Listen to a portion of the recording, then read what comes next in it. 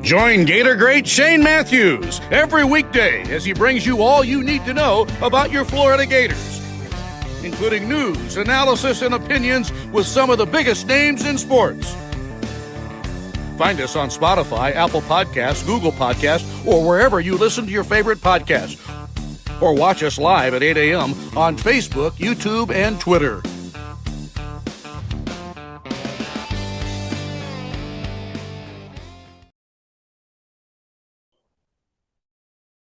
Good morning. It's a live edition. It's an MLK edition. It's an inauguration edition from the International Diamond Center Studios. Fine jewelry, watches, and much more. Go check them out. Family owned and operated with the largest selection of natural diamond jewelry.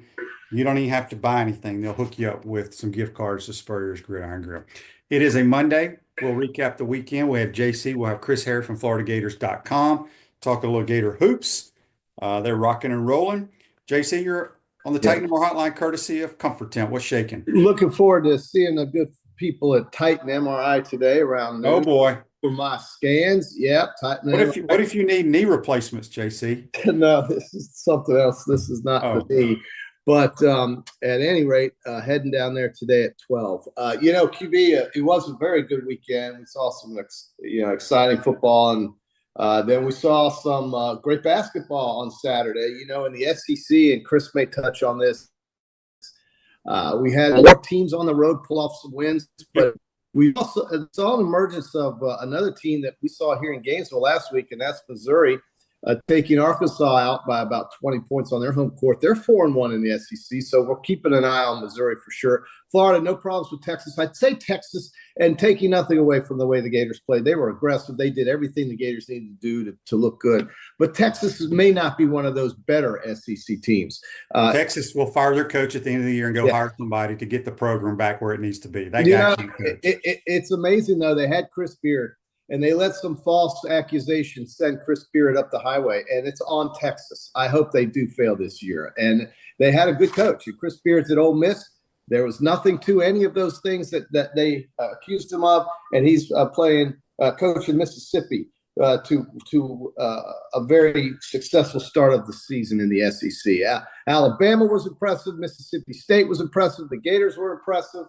I think, you had Vanderbilt. I think Ole Miss was impressive in a loss. They came from like 16 forced overtime. Yes, they did. And the Vanderbilt Commodores beat your beloved Volunteers. My beloved, yeah.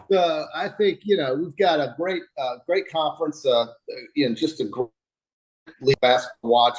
I don't know. I don't know how many teams you said you think would get in at this early juncture. I still think 12's get in. Okay, I've got it closer to 10, but you might be right. And, we've got a long couple of months still to watch these teams play it out. And then in the NFL yesterday, QB, we now know why the college football playoff is just not playing these games. Why they didn't play on Saturday. Why didn't they play on Saturday? The reason why is they just don't want to deal with the NFL. And I don't know. QB, doesn't it feel like, you tell me, doesn't it feel like 2 months ago SMU played Penn State? And it just seems like this thing, as great as it's been, as much as I've liked it, and I'm a big college football fan, some folks have been turned off by the lopsided scores of some of these games. But having said that, it seems like it's just taken a very, very long time. And there doesn't seem to be as much buzz. And is it because – Well, the problem is you have to have at least a week between games. You do, yeah. And these teams, when they say they had a bye week, they had 3 bye weeks. Anyway.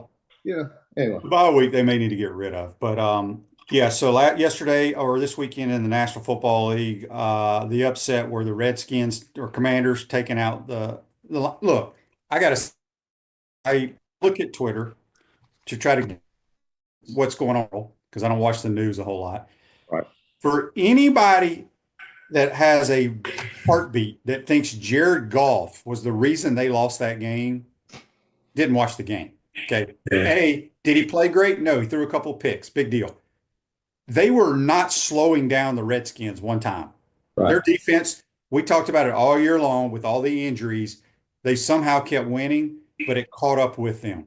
Yeah. If anybody with a heartbeat thinks Mark Andrews cost them that game, maybe they did. But let me tell you something, man. Well, mistakes happen. And Lamar played his ass off. I mean, Lamar can't win the playoff game, can't win that's bull crap. I personally think the Ravens are the best team in the NFL. I really do. Yeah. But they didn't win. It Well, happened. there was not a single blitz that Detroit threw at Jaden Daniels that resulted in a negative play, QB. Not one. Yeah. And he is one of the rarest players I've seen, QB, in so long. I always He's said not in just a college, rookie. he reminded me of a better Lamar Jackson throwing the football. Forget he's one of the top 3 best quarterbacks in the league. About how young he is. This guy, if he stays healthy, has Washington set up now for multiple years of success. Multiple. A lot of people like to throw that word generational. It's funny. They'll watch a guy play one time and say he's generational. This dude is generational. This guy is incredible. And so the things he's able to do, and I think the long-range forecast for Philadelphia next weekend is much better weather-wise than it was what the Rams had to deal with yesterday. So there won't be. I could not understand the Rams' defensive plan. Yeah. I don't even watch tape, JC. All I do is see the TV copy. Okay. But if I am the Washington Redskins, Dan Quinn needs to play zone defense. Keep kind of like what the Gators do. Keep the ball in front of you. Don't give up the big plays, especially in the run game. Well, they played blitz, they gashed them. Because Jalen Hurts is a good player. He cannot read zone. He cannot play against zone coverage. You got to wait a minute. You said Dan Quinn. Dan Quinn played in Detroit the other day. You're talking about Rams. You're talking about Shula, Chris Shula? No. I mean, I was thinking of Chris Shula. I was talking about the Redskins head coach now. I know, but you're talking about the Philadelphia game. I'm telling because the Redskins play the coming up. Okay, all right. Do not blitz the Eagles. You will win the game. Okay. Well, that blitz the Rams called down there deep in. That was stupid. I didn't understand it. 3rd 16 on the 5-yard line. What are you doing? Just get the ball back.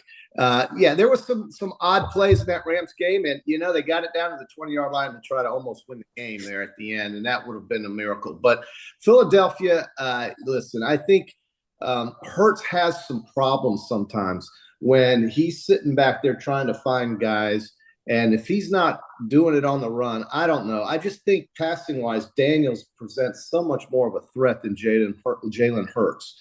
And so Washington, I think, has a great chance to win this game. You and me on the Peachland Dental Picks Contest picked these games really close. You were 4-0. And I went 2-2 with some 1-point losses. I had Houston. They lose by 0.5 point on that cover due to a safety, but they really shouldn't have never even really been in that position. They should have been winning in the 4th quarter if their kicker and some really weird things didn't happen. And, these calls on Patrick Mahomes are so nauseating. The league is protecting him. Listen, I've had enough of that. And then you've got the Eagle up by 13, and the Rams get a touchdown with 3.5 to go to take that spread from 13 down to 6. And that 6.5, and that's where it mostly was before the game started. And so that was a bad beat for Philadelphia bettors. But Buffalo won. We both had that, and we both had the Washington Commanders. That was and then I added on the picks contest Houston under 41.5. That happened, and the over 55.5 on the Washington game. That easily happened. That was done in the 3rd quarter, basically. So we had a good weekend. You were 4-0. I didn't see the golf. Did you tell me what happened on? None of our guys won. I think a couple years. I think Billy Horschel, one of your picks, finished. My underdog, so to speak. They played really great until the last day. They had some out of bound balls like JC. They hit some balls in the water like JC. And I came close on Sepp Straka. I almost pulled the trigger on Sepp Straka. Well, he won the tournament. You're right. He won the damn did you happen to see the young? I forgot his name. It's a par 5. His second shot. Most of these guys are reaching the green. He pulled it or hooked it a little bit into the bunker that's like 25 feet deep. Have you probably didn't watch any of it? Okay, so JC, think of a bunk 20 to 25 feet high, and it goes the length of the green, so it's like 20 yards long. Okay. What do you think he made? Oh, a 10. He made a 13. Okay, he couldn't get it out after his 3rd shot. Then he sculled it over, Then he hit a nice chip, but it's downhill. It rolled back into the thing. So anyway, he got so fed up, he was just going back and forth playing ping pong. He turned and hit it back towards the tee box to the fairway, Right. just to be able to get it on the green. It was great. Tell me, you're a rules guy. Can you take an unplayable lie when you're in a bunker like that? No, you can't. Okay. Well, it's a hazard. But he had perfect lies. Yeah.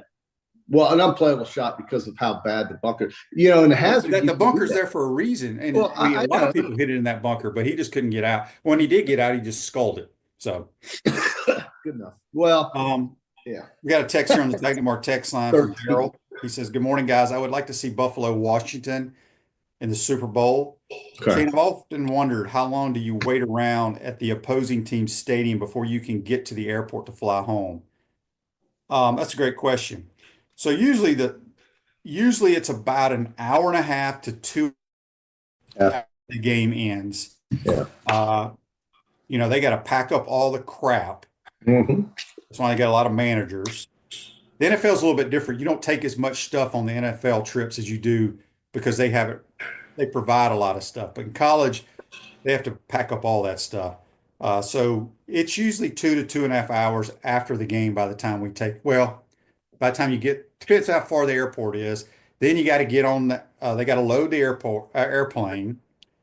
Now, I will tell you this, you don't go through all the nonsense of buckle your seatbelt, the oxygen mat. No, none of that. They just throw a video on. Guys are standing up, walking around, ear pods in, watching movies, watching football games, food being everywhere, take off, land. We're home. I imagine it took a while to get to the airport, even though that stadium is close to the airport in South Philadelphia with that snow they have. Oh, that was miserable. Those roads were likely cleared out. They know how to handle snow. Well, they're going to have a police escort for the football team, but for the average fan, I would, as soon as I saw a little bit of snow, I would have left. Yeah, you wouldn't have gone. I wouldn't have gone in the first place. That's right. But traffic is my nightmare. Andy says on Facebook Live, brought to you by Mello, do you think Jaden Daniels could have done the same thing if the Bears drafted him? I think the Bears' problem is, I think the Bears may have better skill guys around Caleb Williams than Jaden Daniels does, but Kingsbury is a good fit for Jaden Daniels. I think Caleb Williams will be perfectly fine if they hire an offensive guy to coach him. Yeah, they need to get somebody to help him, and I think they will. I think the Bears realize this. If they don't, they've been missing the season. But when Daniels got started in Washington, nobody was enamored with Terry McLaurin. Nobody was enamored with Ohio State, by the way. Eckler. Austin Eckler. These guys were not. They were picked to finish either third or fourth in that division, and this guy has just been. He's a renaissance man. He's unbelievable how accurate he is. So he's one of my favorite quarterbacks. I think he's one of the top 3 in the league. Forget about the rookie business. He's one of the top 3 in the league. Electronics World Integration Design Specialist for smart home automation and entertainment, affordable local installation service and support. Go check them out. electronicsworld.net. No, Jaden Daniels is definitely a top 6, top 7 quarterback for sure in the league. Better than that. I mean, I'd have him. Well, you're going to put him ahead of Josh Allen, Lamar, Burrow. I put him right in there with those guys because he gets the ball in the end zone, and Washington's about to win a NFC. Yeah, I definitely do. I mean, they have no chance doing any of this without him. And he's on a learning curve, but my God, how quickly does this guy pick it up? It's incredible how cool he is. He's very gifted, accurate. Good Lord blessed him with a lot of ability. Yeah, they did, and it's amazing. He played at 2 schools before he found LSU. He played at Arizona State and he played at LSU. Okay, so 2 schools. So, but I mean, wow, just this guy's unbelievable. I really think he's amazing. So, my love affair with him continues. There's no doubt. I know Chris Harry, your next guest, is on top of the moon right now because he loves his Washington, and they've been just pathetic. For when Dan Snyder owned that franchise, they did nothing. They couldn't figure it out. And now look at him, Dan Quinn, and let's root for Dan Quinn, okay? He's the guy that coached the Atlanta Falcons up 28-3 against New England in the Super Bowl and lost. He's the guy that had to live with that. But he had Kyle Shanahan. He had Schottenheimer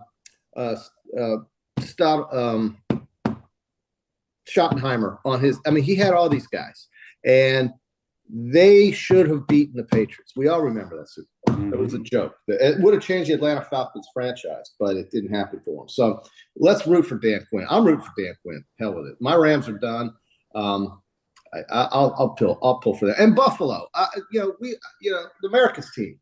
And there is not anybody outside the Kansas City area code who's not a Chiefs fan rooting for the Chiefs on Sunday. Everybody's going to be rooting for Buffalo. I mean, that's just all there is to it. Buffalo should win the game. Well, they have a lot of injuries on defense too. They beat them once. They've beaten them once this year. I just wish Buffalo would draft some dudes that can make a difference with the ball in their hand. I mean, think about it. Their skill guys are not great.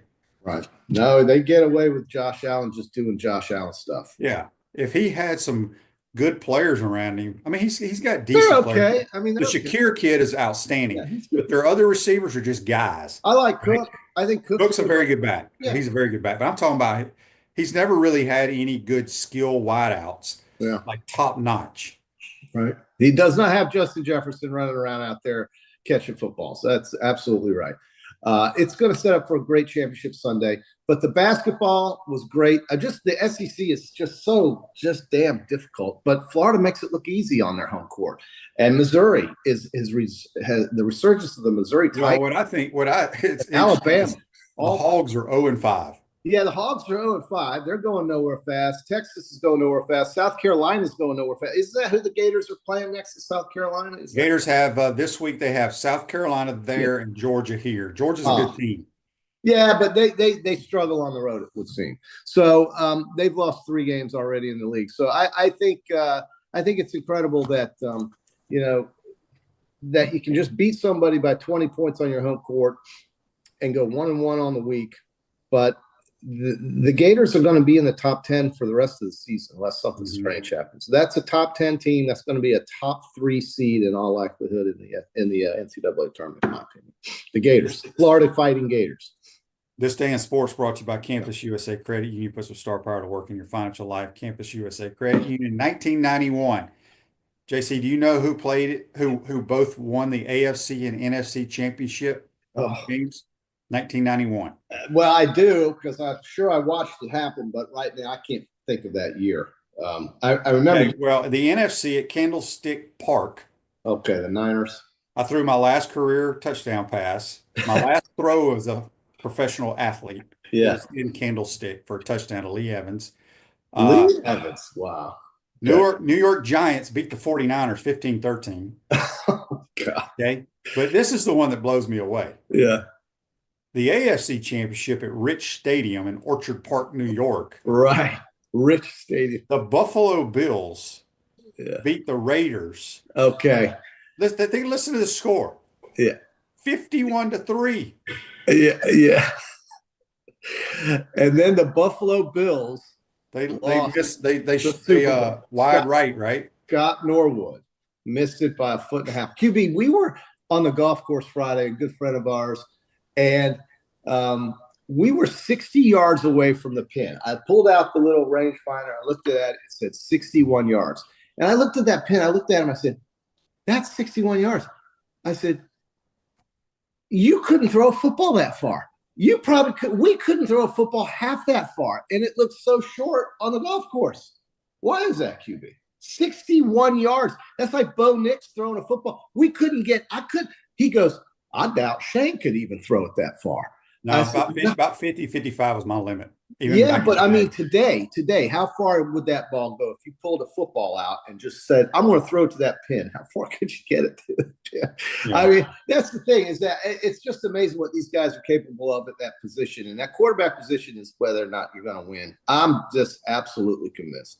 So, well, JC, I have told you, I know for 50 years, the most important position in all of sports is the quarterback. Yeah. And I would say the second most important might be the pitcher in baseball because you can't play a game without one who gets 3 outs.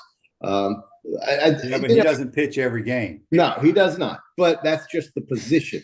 But yeah, your quarterback does play every game. QB tonight, will Riley Leonard be able to matriculate that football down the field against that defense? And And what is Notre Dame going to do? I mean, how are they going to? You know what Alabama did in '92 against Miami when they were overwhelmingly an underdog is they ran in between the tackles, and it worked, and they beat the snot out of Miami. I'm thinking Notre Dame's going to be very close to the vest tonight. Try to run. But I hear your analogy or your comparison there, but Yeah. This offense from Ohio State is a million times better than that Miami offense you're referring to. Didn't Geno win the Heisman that year? He did, but all he did was Okay. throw. All Geno did, I love Geno, but throw hitches and go routes. Okay, that's easy to stop if you have the dudes. Well, Ohio State has. they have some dudes. They have 2 first-round draft picks at wide receiver. Yeah. Yeah. And Well, Geno had somebody to help him win the Heisman Trophy there, QB. It wasn't an empty shed. Well, I'm just telling you right now, I would take this Ohio State team over that Miami team. Yeah. But regardless, Notre Dame is the team that's going to lull you to sleep. They have to get turnovers.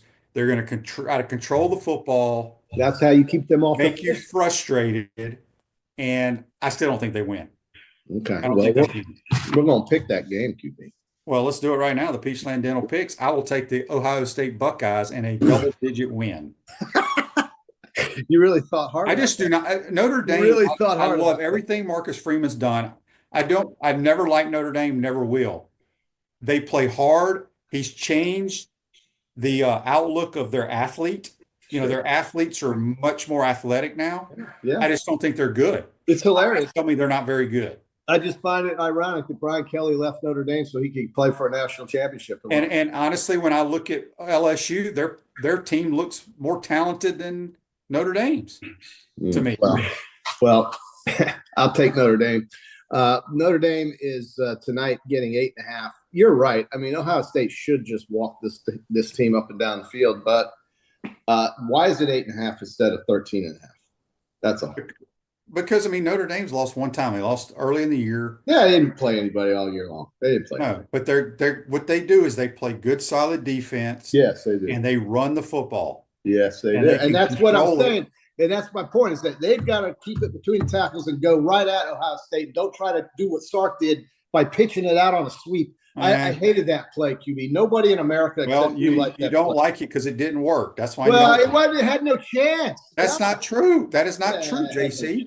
A couple guys missed their block. Yeah, that guy had no chance. Ohio State's too fast on the outside. I think you got to go at him. I don't know, maybe not, but Notre Dame's going to try. I think they're going to try. I think that's going to be the plan. Go at them and try, and then punt the ball if they can't get a first down or two, and keep Ohio State to a long field. That's I mean, what that's look. Somehow Ohio State lost 2 football games this year. QB somehow. Okay, somebody beat them twice. Because they didn't use their guys that can score touchdowns very quickly for some reason. Yeah. They got a solid quarterback.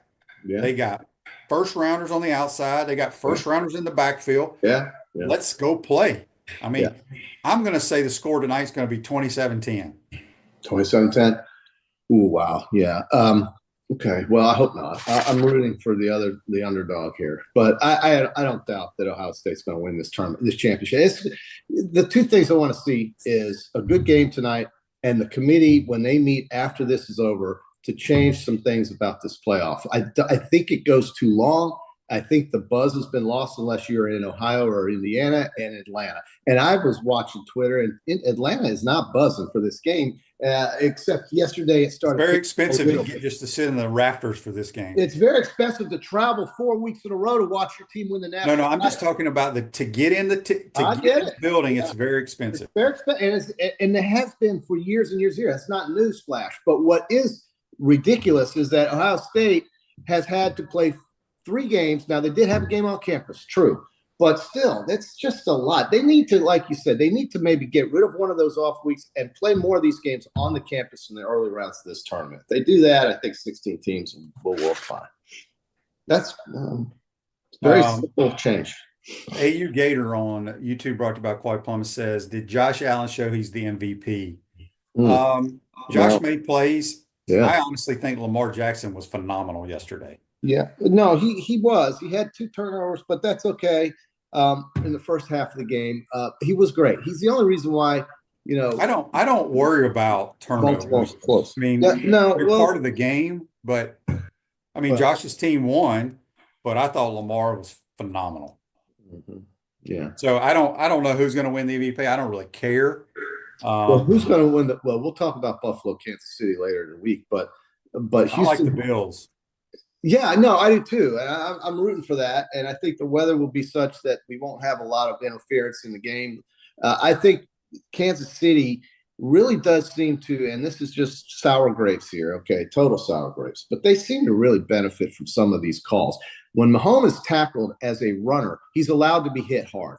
When Will Anderson touches him, that does not mean he's roughed. I just didn't like the way they protect him. No, they had some terrible calls. You know what it reminded me of? They remind me of the Patriots. Everybody's tired of them. Yeah. Tom Brady got all the calls, and now the Chiefs get all the calls. There you go.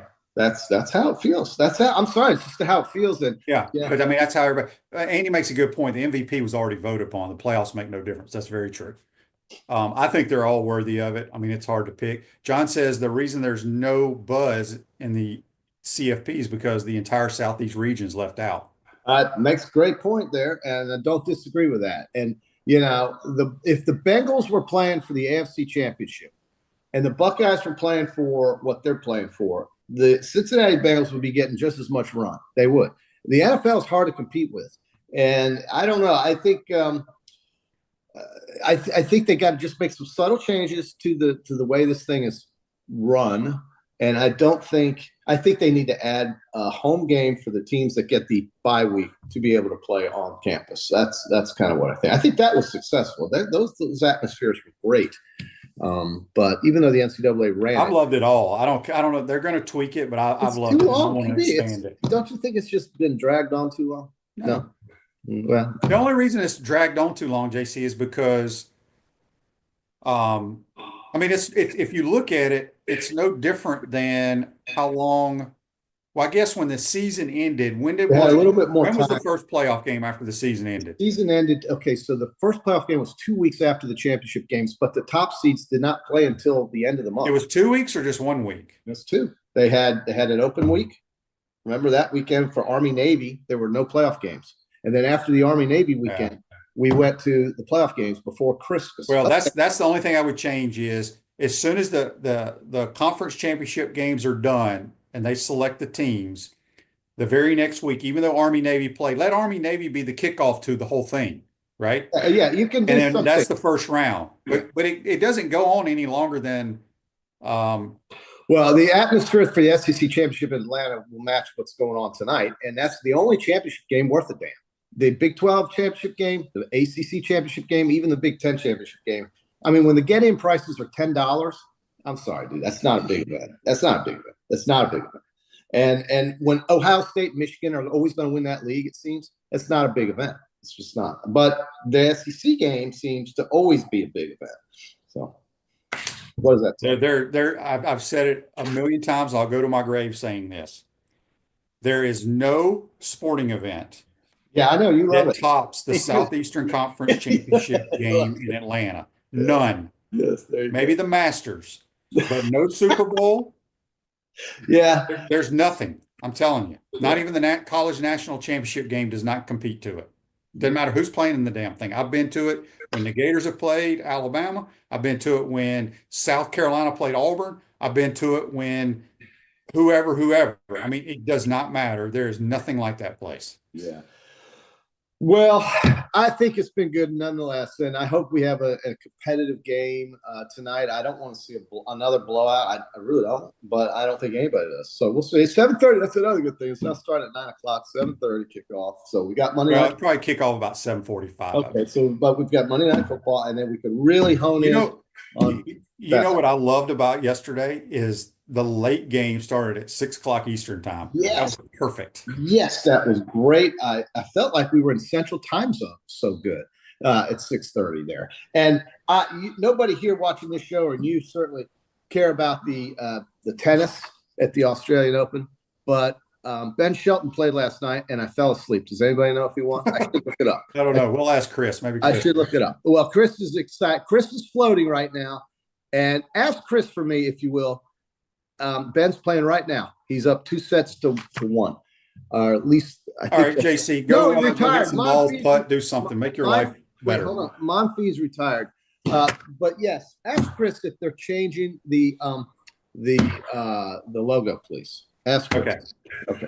That's JC joins us on the Titan Number Hotline. Quick timeout. Come back. We'll talk Gator hoops. And of course, this guy's going to talk to Redskins, I'm sure. Chris Harry, FloridaGators.com. We'll be right back.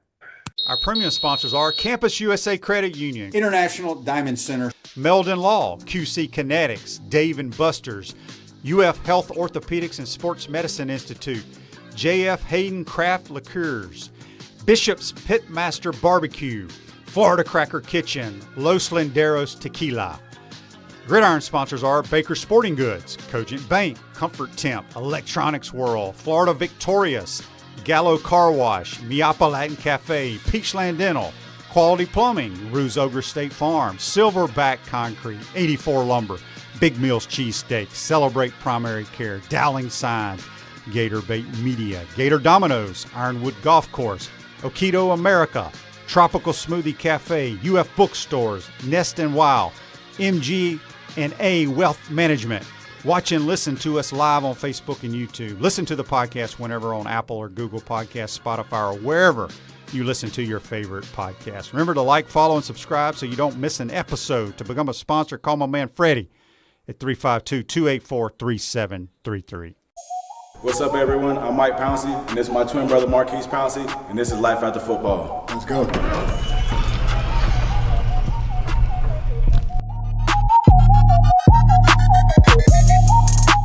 We are the owners of Tropical Distillery, and JF Hayden's is our liqueur brand.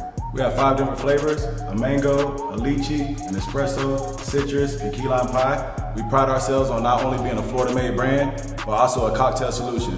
With that being said, cheers, And go Gators.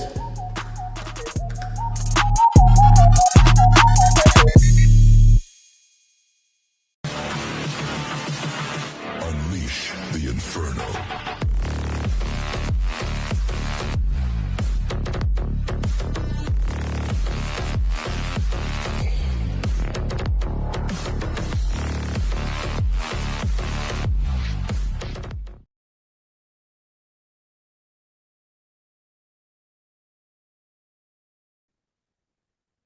Welcome back to the International Diamond Center Studios. It is PodUp with Matthews in the morning. Damn, this helmet's tight. I put on my Redskins hat for my next guest, Chris Harry, FloridaGators.com. Hail to the Redskins. Come on, Chris. All I Hail know is victory, Braves on the okay. warpath, Oh my fight for all God. DC. Damn, that's Look at tight. that helmet. You Where'd like you get that? that helmet? Where'd you get that helmet? It's my Nice. helmet. Is it really your helmet? Do you Yeah, save all I your also old had the helmets? one with the spear. Do you really? Nice. Remember we wore the Oh, spear yeah. several times. The throwbacks. Yeah. Yeah, That I was sweet. at one of those spear games. You lost 37-7 to the Eagles, and Oh, you that's got when, benched, Brian Dawkins or you got uh, hurt. really Brian screwed up my Dawkins. shoulder. Because Hall coach of Famer. was like, Coach, we can't block him. We got to change our protection. You'll be all right. Shit. Yeah. Didn't work out. Those All are right, the Chris, days. we'll talk about the Redskins here in a minute, but the Gators bounced back after the loss to Missouri. Look, Texas has got some dudes. I was telling JC this. Mhm. That dude's going to get fired, don't you think? I mean, Texas has better players than the way they're performing. I think I made the point. So, like Trey Johnson is going to be a lottery pick. He leads the SEC in scoring. He may not this week after the Gators held him to 16, but Arthur Kaluma put 34 up against Auburn, I think 2 weeks ago, and they had another guy, Jordan Pope. Kaluma was okay the other. I think he had a 10 and 11 double. Jordan Pope, their 2 guard, he scored 42 against New Orleans a couple weeks ago. So I mean, they got 3 guys that have scored at least 29 points in a game. So to your point about what's going on with Rodney Terry, I mean, he got the job because he took him to the Elite Eight a couple years ago when Beard got fired. Mhm. So he's had it would have been hard not to give him the job permanently after that. Last year, I think they were 1 and out in the tournament. They may have won 1 game. I'm not sure. I don't recall. But but they're off to a 1-4 start, so that's difficult. I'm not sure what's going to go on with that. What's going on? I know the fan base isn't happy. I was scrolling on some social media just kind of see, but that's reactionary or whatever. But I mean, what happened with Texas for the Gators? That game was about getting back to the team that they were previously and bouncing back from, admittedly, flat performance against Missouri. They were both the players and the coaches were, um, they gave Missouri credit for coming in and doing what they're doing, but to a man, none of them thought that was they came out and played that with the kind of energy and enthusiasm and intensity that they had the first few games, and that's stuff that doesn't take talent. Todd talks about that all the time. We need to control the stuff that doesn't take talent. And Missouri came in, wrapped them in the mouth a little bit, hit a bunch of threes. They just weren't going to let that. They didn't want to let that happen again with Texas. And, Texas started better, but it wasn't. Florida, I think, missed 9 of their first 10 shots, but it wasn't because they weren't playing hard. Sometimes shots don't fall, but they figured some stuff out defensively and ended up playing a pretty damn good game. Yeah, I'm glad you brought that up because, I heard some of the post-game comments from some of the players, and, it's the same kind of coach speak, so to speak. I I mean, you were there. I was watching it on TV. Look, sometimes the other team just comes in and they play lights out, right? I thought our effort was good. I mean, Coach Golden obviously knows his team better than I do, but sometimes the other team just makes every damn thing they shoot, and there's nothing That's you right. can do about it. That's right. And to say they weren't ready to play, or did they ever practice this? Did they ever I mean, yes, you know that better than anything. Yes, they practice everything, but guess what? So does the opponent. Yeah, The opponent has scout presentations. They have, they have walkthroughs. Missouri is obviously a very good team. They beat number 1 Kansas last month at home, or I guess early in December at home. But at the same time, there were some uncharacteristic turnovers, and Florida wasn't a team that got beat to 50-50 balls like they did in the Missouri game. So that's the kind of stuff. I don't remember, there was a 5-point play on an offensive rebound and a putback on a free throw for Missouri. That just the inexcusable kind of stuff that they didn't see. And like I said, yeah, Tommy Hawk getting 3 fouls in 3 minutes. Just kind of like stuff that they thought bled over from practices that weren't what they were a couple weeks ago. So whatever the case, Missouri wins. That's good. Move on to the next thing. Yeah. Texas. Now we got to go road trip to South Carolina this week, and then Georgia is here on Saturday. And Georgia is a vastly improved team than it was a year ago. Everyone knows that. Yeah, they're very good at home. I don't know how they play on the road, but anything in this league. Somebody here just went away. I think John on Facebook Live wanted to know who are your top 4 SEC teams on as of today. Auburn, even with Janai Broom, has to be in the list. Alabama, of course, is on the list. You gonna throw one in there while I'm naming them? Tennessee, of course, is on the list. I know what happened to Vanderbilt, but why is that any different than the conversation we just had with Missouri? Sometimes the other team's better. It was a road game. That's a tough game to win. But I have to let's see what Florida does this week. Before I roll the Gators into that top 4. They're 3-2 right now, sitting in a pack, a bunch of 3-2 teams. Ole Miss is playing very, very well, obviously, also. And Mississippi State. Is playing good. Your boy Riley Kugo had it. Yeah, your boy Riley Kugo had a good game the other day. So yeah, but I think that I guess I would probably say the top 2 teams right now, it's probably Auburn and Alabama. I would think so, even though Tennessee was ranked number 1 for a couple weeks. But Alabama going into Kentucky, and they score 105, something like that. Yeah, 109 or whatever. I saw they get 12 players in double figures. But at the same time, that was maybe like a carbon copy kind of game, like the Florida Kentucky game was, when both teams scored 100 points in that game. So I think Florida and Alabama are very similar teams. So what's going on right now with the Gators? They they needed to focus on themselves and to beat a Texas team at home by 24. Great environment, by the way. The some of the special effects that they did with the lighting and got a "Won't Back Down" tune. Only the second time they've ever played that during a basketball game. I think maybe they have that kind of in their back pocket when you're beating a pretty good team by a bunch of points like they did with Alabama last year. I don't know about playing it when when you're down 15 or whatever, but that hadn't been the case. But it was a really really cool environment, and they're going to have that again. I think the next at least the next two games are sold out, and I imagine extended home games after that will be also. Greg's question on Facebook Live brought to you by Mel Law. Chris, why do you think Chinelu is getting more playing time than he did at the beginning of the season? Because he's playing better. He's more physical. He's become more phased. I think we were talking this on press row the other day. He looks like his hands are getting better. We were getting so frustrated with some of the time he would have the ball in his hands, they'd knock it away, or he wouldn't secure it, or he'd bring the ball down. And I think just something. And one thing that he does, and just watch this. And if you ever see like Florida guards, whether it's Walter or Denzel or Elijah, all get to the hoop and all of a sudden in traffic have a like what looks like a wide open layup. It's because Ruben Chinelio has ducked in and used that body to screen guys and just move them out of the way to create like space for these guys to drive. So there's things he does that don't show up in the box score. But I mean, I said going into the Texas game, I think he was averaging 10 rebounds over in SEC play. I don't know how many he had. I think he had 7 or 8 the other day. So he's playing very well, doing everything they're asking. They don't ask him to score. They don't need him to score. They need him to defend and rebound and rim protect. And I think he's done a pretty good job of that in league play. I don't know if it was when you were on last, but I've kind of drawn the comparison. He reminds me of Patrick Young a little bit. Ruben does. Body-wise.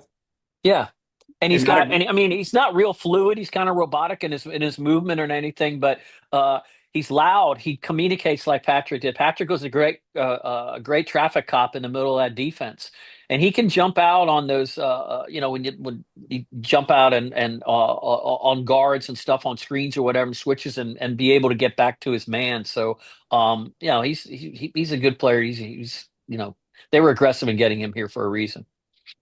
I gotta say, Handlockton must feel pretty good because he like during the game, like if you're watching the TV copy, he is out of control down there on the bench. It's hilarious. He looks like he's having as much fun like on the sidelines as he does when he's in the game. Yeah, absolutely. Yeah. But yeah, he were saying, why doesn't he play? And I mean, the guy didn't do cardio for 6-7 months. He's not ready to play. He's rusty, and people say take the red shirt off him. We have more depth in the front court.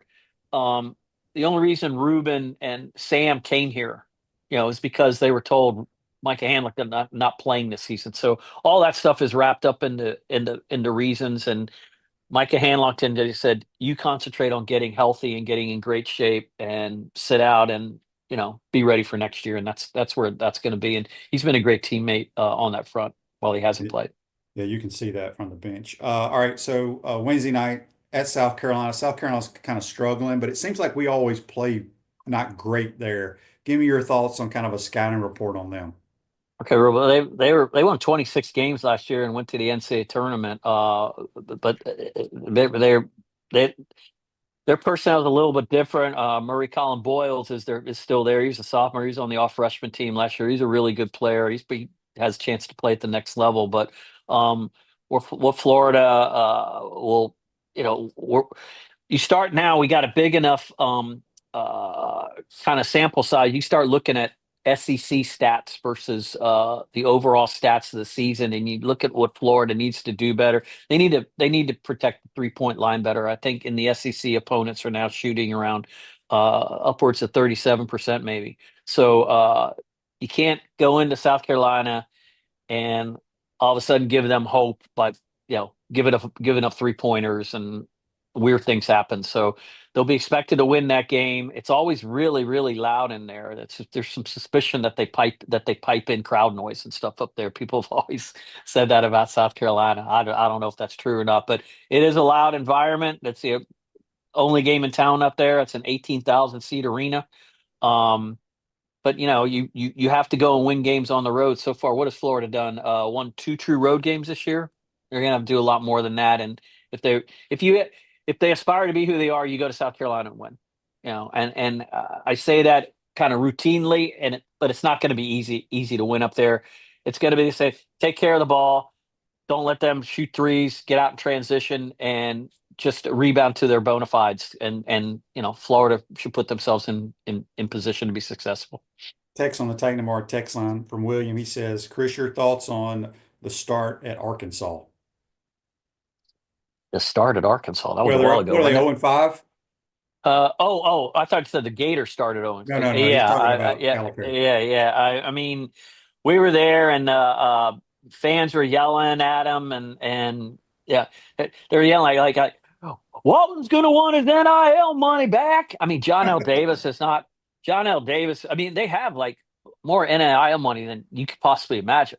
They got lots of money flowing into that program, and they're not getting their return on investment. And they got players. They got at least 2 NBA players on that team for sure. But I mentioned John L. Davis has not performed up to what he was recruited there to do, and Calipari is still Calipari. He's doing the PT Barnum routine afterwards. It's when you're not winning, it wears thin on people. So they're frustrated there, and that game at LSU didn't appear very close. So they need to get off the schneid pretty quickly to start getting some heat off that guy. I don't know why he wants to deal with it anymore. Anyway, what is he? 66 years old. He can move on from it. He's one of those older coaches that you could see walking away, but at the same time, he's got all this money and he's used to dealing with this kind of stuff with these young men with high egos and are very very talented high school players. His blueprint looks a little bit different than it did at Kentucky, obviously. Yeah. All right, let's switch gears to the NFL. Obviously, you're a diehard Redskins fan. What is it, since 1991 since they've played in the NFC Championship game? Is that correct? That is correct. 1991. Yeah, I believe. I think now I saw a thing. Every NFC team except has been to the NFC Championship game now since Dallas has last been there. Dallas is the only one that hadn't been there since 1997. If you can believe that. Wow. How about that stat? Yeah, that is crazy. All right, so they're going to be playing a team they're very familiar with. They went 1-1. Just your thoughts on how the whole organization's kind of changed since Dan Snyder's no longer the owner. Jaden Daniels, just a tremendous player. I think the players love playing for Dan Quinn. They're a fun team to watch. Yeah, and Adam Peters was the whatever the second level GM was to John Lynch. He was the first hire that Josh Harris, the new owner, made. So you got to have the guy at the top to start making. He hired the coach. He drafted the quarterback. He signed a bunch of these guys like Frankie Luvo and Bobby Wagner and a couple of offensive linemen. I mean, there's not a bunch of great players on that team, Shane. Right. You got Terry McLaurin. Bobby Wagner's on the back end of his career. I think Luvo is a very, very good player. Maybe Quan Martin might be a decent safety, but I mean, their wide receivers are middling guys that nobody had heard of. Brian Robinson is not a great running back by any stretch of the imagination. The quarterback's winning the games. The quarterback gives them belief, but locker room culture is everything, of course. And 4-13 last year. They won 14 games this year. Now they go to Philly. I don't know how you deal with Saquon Barkley. That guy, I'm trying. Well, I'll tell you how you do it. You don't blitz them. That was the problem with the Rams. With Jalen Hurts, he has trouble reading zone coverage.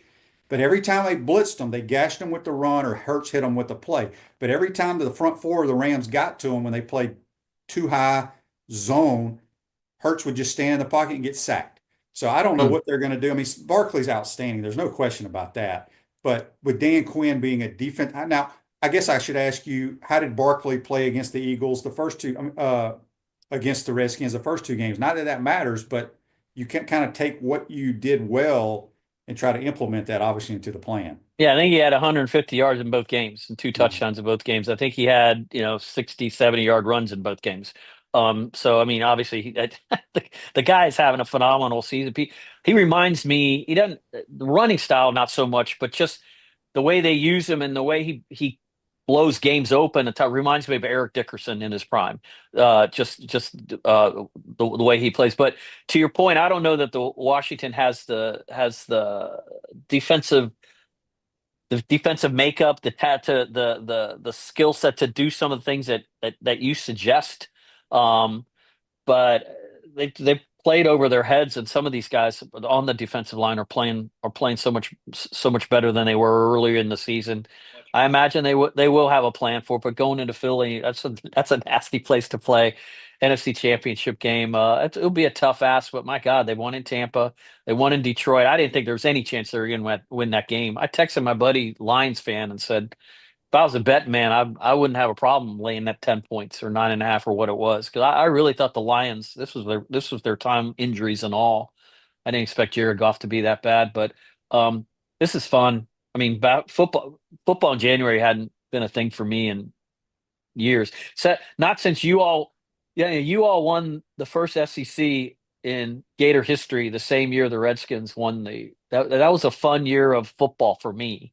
I haven't had anything like that for a long time. So taking it back a ways. So let me ask you this. I think Andy asked this question. It went away on Facebook. I can't find it. But he said, if the Redskins make it to the Super Bowl, will you be able to use your media credentials to go to the game?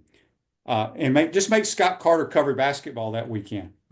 I think I got to stick with what I'm doing, but I've been to I think 14 Super Bowls. So I've never been to one. Oh, actually, I went to one Washington was in, and they lost. It's the only one they've ever lost. It was in Tampa. Raiders destroyed them down there in Super Bowl. I think it was 18 when I was working at the Tribune. But I'll probably be sitting at home in front of the fireplace watching it. If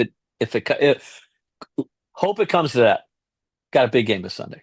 JC wanted me to ask you, what is the latest on the name change, logos, and all that kind of stuff?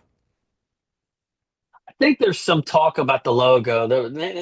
People say, "Oh, they're changing the name back." I don't think that's ever going to happen. But now they got approval the ball's rolling to maybe move the team back to RFK Stadium. That site, they're going to blow that whole site up and make it into the multi-use entertainment area or whatever. If they are allowed to build a stadium there, and now that's a possibility, I imagine they're going to do something to honor the person that came up with the family of the people that came up with the logo.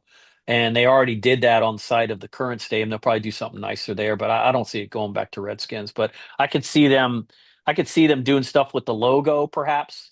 I don't know if you saw there's some guy like started doing the block W of the new logo with a little feather hanging down from it. Mm-hmm. My daughter actually gave me a T-shirt of that. So they may do something like that, but I don't see them going back to that name. That's a shame. I just, I got a lot of Cherokee Indian in me, and I mean, why do I care if the Indians, the Redskins, the Chiefs? I mean, I don't understand it. I mean, there's some Indians that care and some that don't. So it's a debate to have, but I know if you're offending some, you can't. I guess. I guess. Yeah. Chris, good stuff. Let everybody know. You got any good articles you're working on? I actually don't have any good articles right now. I'll be damned. I took yesterday off, so I'll get back into it. But I mean, come on now. The next few weeks. I mean, the Gators are going to be playing Tennessee again on the road in a couple weeks. The Gators are going to be at Auburn. I mean, every game is going to be a challenge, and there'll be plenty of stuff on this basketball team to write about. So, trying to 16-2. It's funny. Like people were complaining about the Missouri game, but if I told you back in November, will you take 16-2? You think Gator fans would have taken 16-2 back in November? You're damn right they would. Right. So just build on what they've done so far and get ready for it's not even close to being the home stretch of the SEC, but it'll be here before we know it. Yeah. Appreciate your time, my friend. And good luck. Hail. Sunday. Hail. To the Redskins. Hail. There you go. Hail, yes. That's your Chris squad right there. FloridaGators.com coming to you. He loves some John Riggins. He does love some John Riggins, yes. There are many car washes in Gainesville, but only one Gallo Car Wash, locally owned by UF alum and the only car wash that provides NIL opportunities to Gator athletes, with locations on Northwest 13th Street, Southwest Williston Road, and coming soon to Jonesville. Check them out, Gallo Car Wash. Appreciate everybody chiming in. We'll be here tomorrow. We're supposed to have the Pouncy Boys on tomorrow, so make sure you tune in. Have a great day. See you tomorrow.